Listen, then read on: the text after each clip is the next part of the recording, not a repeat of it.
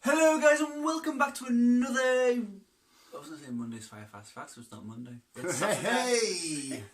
Another news with us, the visual guys. Once again, we have lovely, weird and wonderful news. So let's just begin!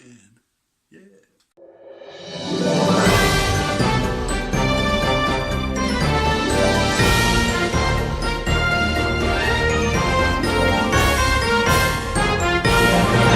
Right, this week Chris has gone and got a naughty package for you visuals, space toilet, Tinder date gone wrong, and I've forgotten the last one and it was Sherlock Holmes. Fuck it, go with it, Chris.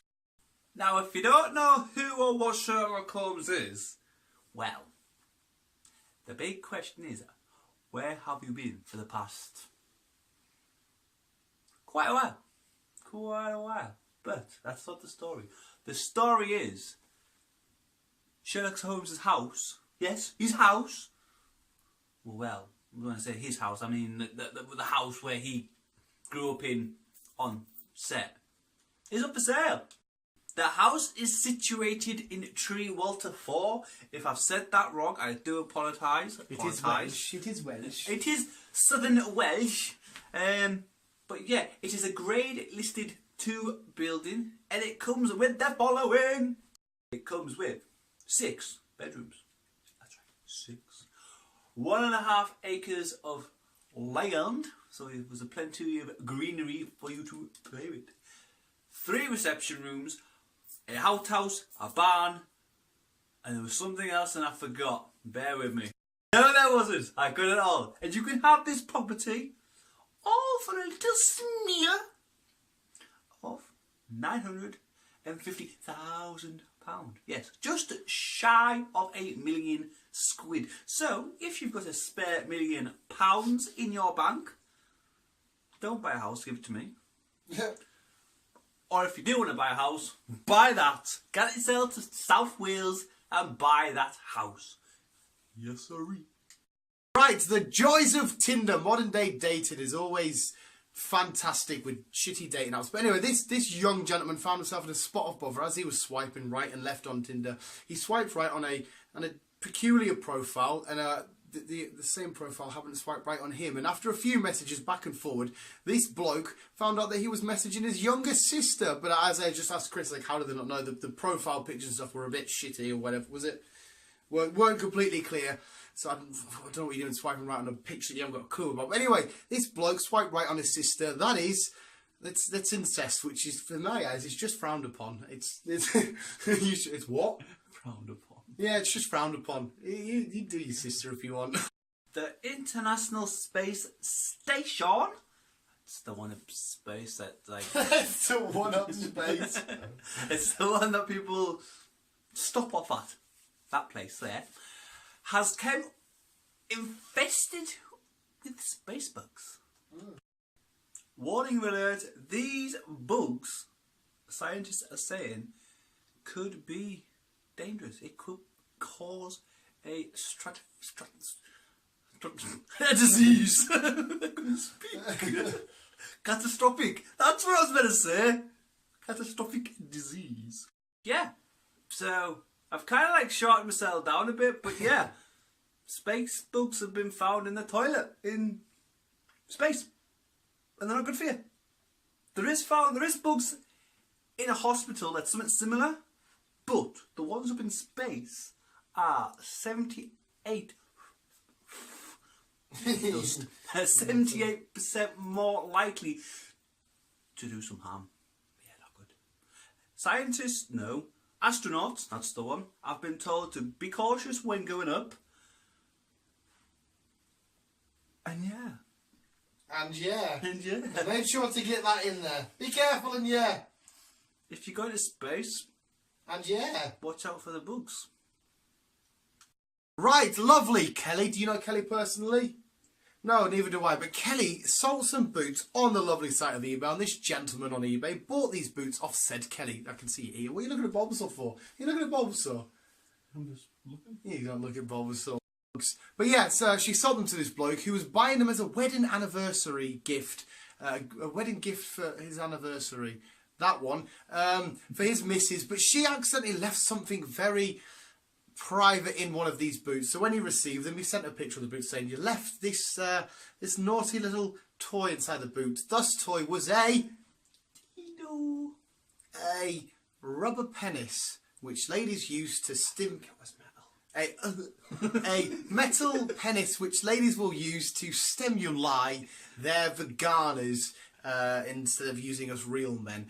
But there we go. She sent her dildo. Oh, it's getting weird now. A dildo in a boot, and a bloke got it and gave it to his missus. that's the synopsis. Sweet, cool. We're gonna go to sports and weather. Okay. Sports. Oh fuck! I forgot all about that.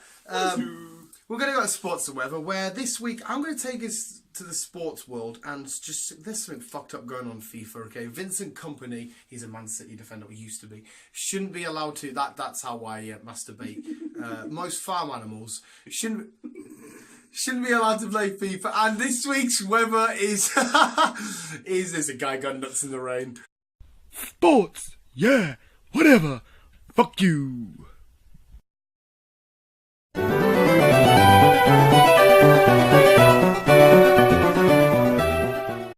The weather.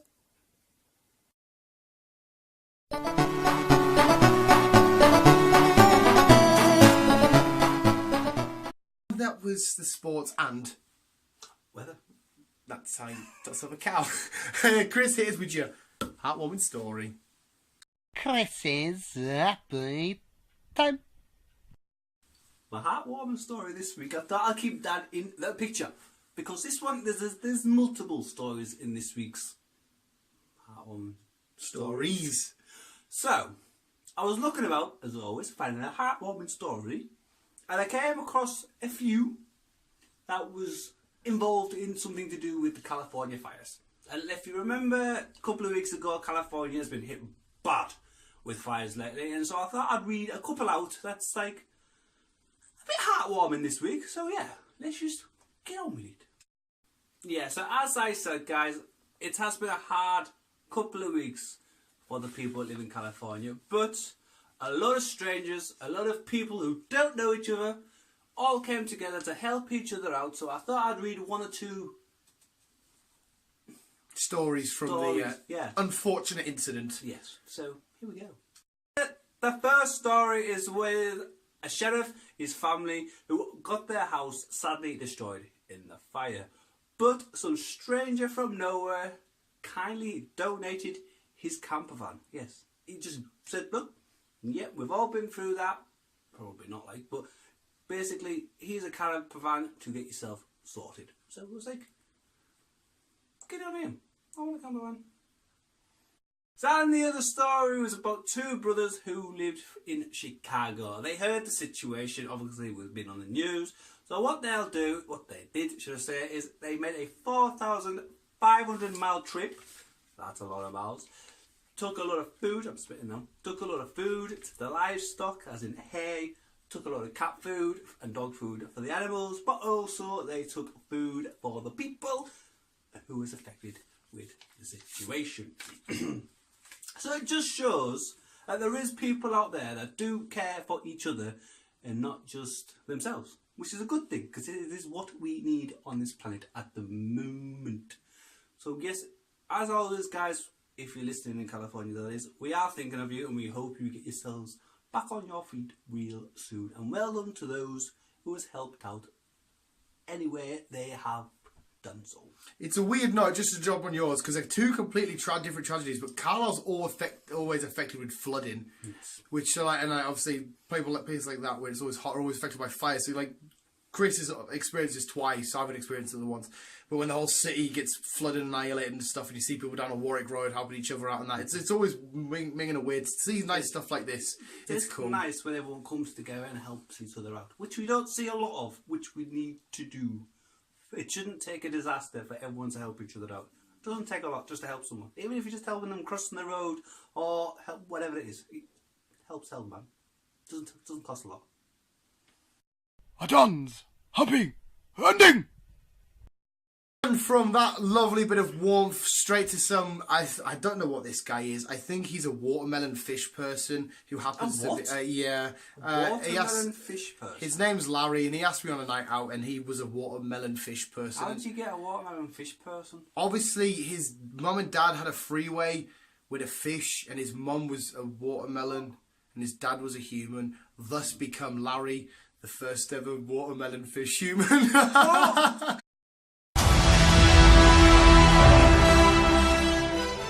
That was Larry, and that was this week's edition of the news. So hopefully you enjoyed. Hopefully you can wabooski and wabooski, and then we can shanuski for next week. Aye. Yeah, that's why you obviously won't watch my videos, but I don't say please like. I always say wabooski shanuski. I say like, yeah, it's fun. It's something that tickles my cock. Konnichiwa. Konnichiwa. Ah, so visual side you're watching. Let us know anything you want to know in the comments below about any newsy shit, and keep being you and keep on keeping on. You missed me on the shot there. Rude. I was going to say, two on the pink, one in the stick. This is a family-friendly show. Love you, bye.